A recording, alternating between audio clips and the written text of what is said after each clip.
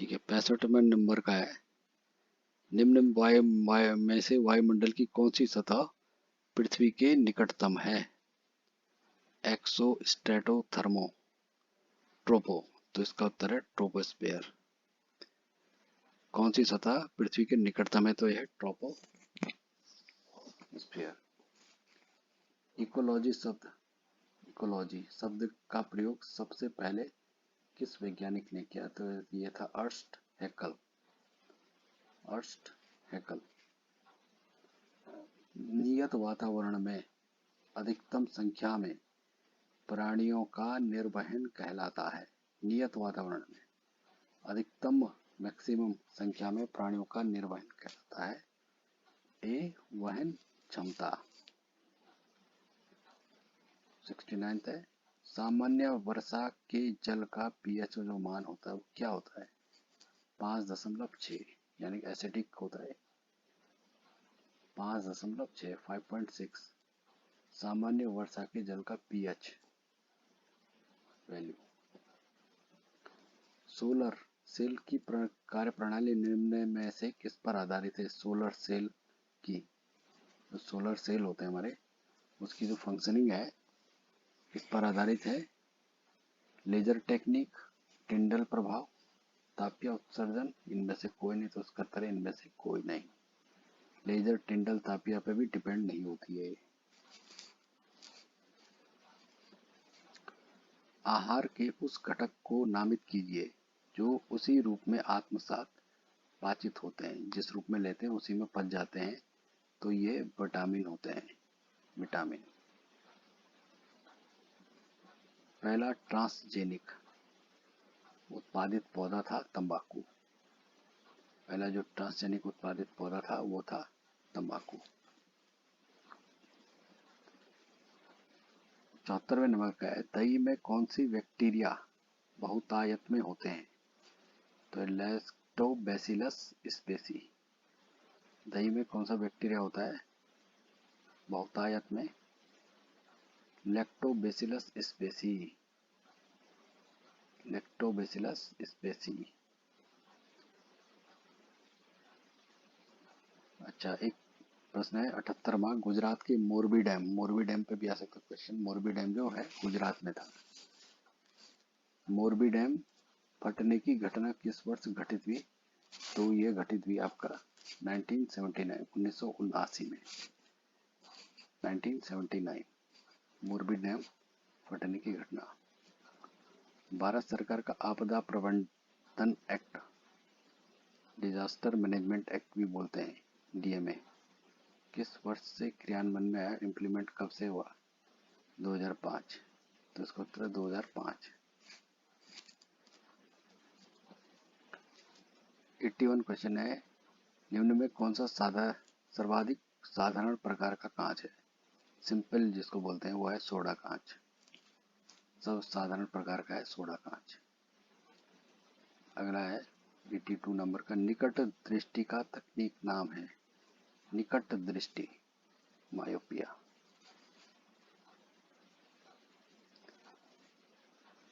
अगला है, निम्न में कौन सा जिला 19 में भारत का सर्वाधिक वायु प्रदूषित जिला है? यह कानपुर।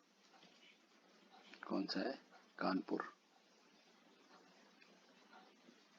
निम्न में से कौन सा पद कंप्यूटर प्रोग्राम में त्रुटि को दर्शाता है? तो उसे कहते हैं बग। हम कहते हैं कई बार प्रोग्राम में बग आ गया, यानी कि कुछ त्रुटि, एरर आ चुकी है उसमें।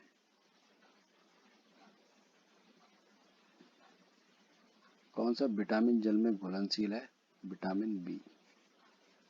बाकी ए, डी, ई नहीं है, बी विटामिन है वो जल में घुलनशील है। भूगर्भीय 86 क्वेश्चन है, भूगर्भीय समय स्केल के किस युग में मानव की उत्पत्ति हुई? मानव की ह्यूमन ओरिजिन, मानव की उत्पत्ति हुई सीनोजोइक युग में। सीनोजोइक।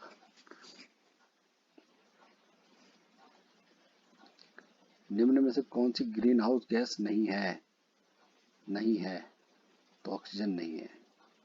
बाकी जलवाष्प में मीथेन और कार्बन डाइऑक्साइड जो है तीनों गैसें हैं, ये ग्रीन हाउस गैसों में आती है, ग्रीन हाउस गैस में आती है। अगला है पूरा जलवायु, 88 है, पूरा जलवायु पेलियो क्लाइमेट का अध्ययन किया जाता है। पूरा जलवायु इसको किया जाता है, पूरा जलवायु का अध्ययन किया जाता है वृक्ष वलय द्वारा, बर्फ वृक्ष वलय द्वारा, बर्फ सल्वा खोर द्वारा और झील के निक्षेप द्वारा, इन तीनों के द्वारा ही। अभी ये प्रश्न है भारत में वर्तमान में कितने केंद्र शासित प्रदेश हैं, तो यहाँ उत्तर दे रहा है 9th।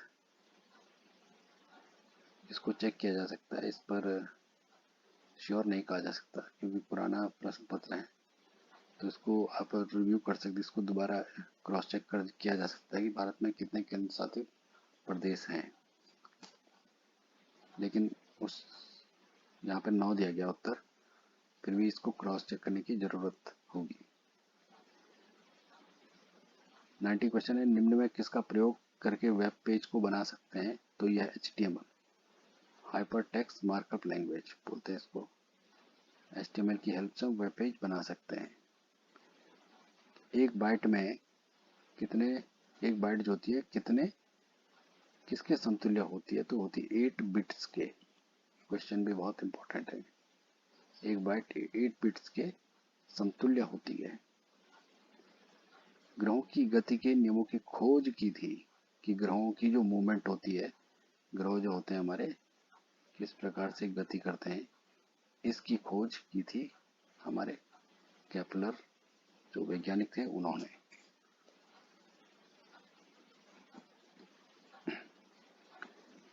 नाइन्टी थर्ड नंबर का क्वेश्चन है, एक समान गति से पृथ्वी के चारों ओर घूम रहे उपग्रह के लिए कौन सा कथन सही है? इसकी गति में त्वरण है, ये सही है, सही है, ये हमारी अर्थ है। अब बताइए इसके चारों तरफ एक समान गति से घूम रहे, एक समान गति से घूम रहा है कोई उपग्रह है, ये उपग्रह इसके चारों तरफ घूम रहा है, तो इसके लिए कौन सी बात सही है कि इसकी गति में त्वरण है, ये सही है। इसकी जो वेलोसिटी होगी उसमें त्वरण होगा, एक्सेलरेशन होगा, इसको याद रखना है।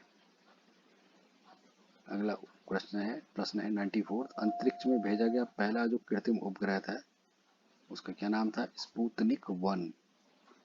स्पुतनिक 1 जो था पहला आर्टिफिशियल सैटेलाइट थी, कृत्रिम उपग्रह, इसे स्पेस में भेजा गया था। अगला महत्वपूर्ण सब प्रश्न 95, भारतीय अंतरिक्ष कार्यक्रम प्रारंभ हुआ, इंडियन स्पेस प्रोग्राम, अंतरिक्ष प्रोग्राम ये हुआ 1962, 1962, याद रखना है 62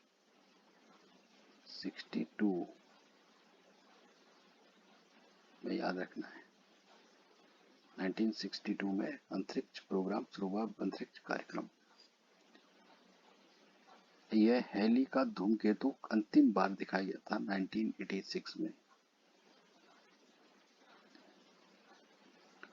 निम्न में से कौन सी संचार व्यवस्था डेटा प्रेषित करने के लिए रेडियो सिग्नल या इंफ्रारेड सिग्नल पर निर्भर करती है? कौन सी एक संचार व्यवस्था है जिसमें रेडियो सिग्नल या इंफ्रारेड सिग्नल का इस्तेमाल किया जाता है? तो यह वायरलेस में जो है रेडियो सिग्नल या इंफ्रारेड सिग्नल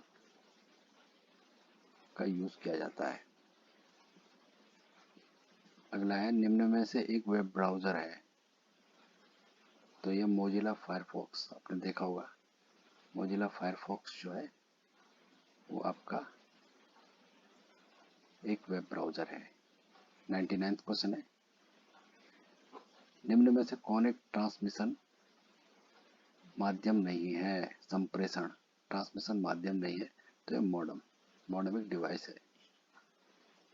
बाकी टेलीफोन लाइन से ट्रांसमिशन होता है, कोएक्सियल केबल भी ट्रांसमिशन के लिए है, माइक्रोवेव सिस्टम भी ट्रांसमिशन के लिए यूज होता है।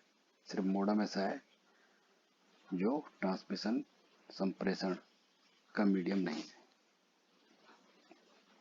अगला प्रश्न है कि निम्न में कौन उच्च स्तरीय भाषा को मशीनी भाषा में बदलता है। उच्च स्तरीय भाषा को हाई लेवल लैंग्वेज को मशीन लैंग्वेज में कन्वर्ट करता है, तो उसे कहते हैं कंपाइलर। वो कंपोनेंट जो है उसको कंपाइलर कहते हैं।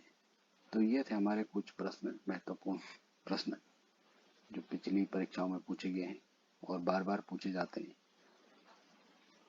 बाकी और भी हमारे पास पिछले बार के सॉल्व पेपर हैं और इनको भी हम आगे सॉल्व करेंगे। धन्यवाद। आगे की वीडियो के लिए जरूर देखें और पेज को सब्सक्राइब करना ना भूलिएगा। धन्यवाद।